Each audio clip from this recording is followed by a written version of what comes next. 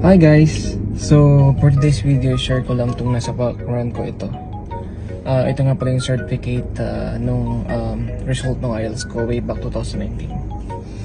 Sa mga hindi nakakalam, yung IELTS is needed for you to work here in US. And marami talaga ng mga Pinoy na nag-struggle sa IELTS, katulad ko. Yeah.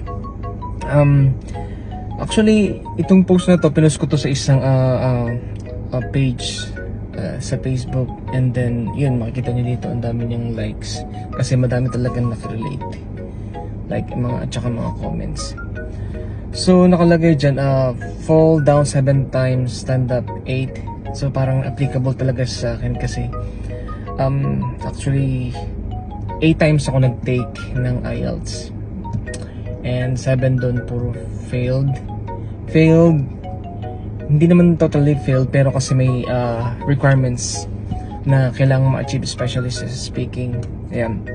So hindi ako lagi nakakuha ng ang kailangan requirements 7 sa speaking, and overall band score 6.5. Hindi ako lagi nakakakuha ng 7 sa speaking, laging 6.5.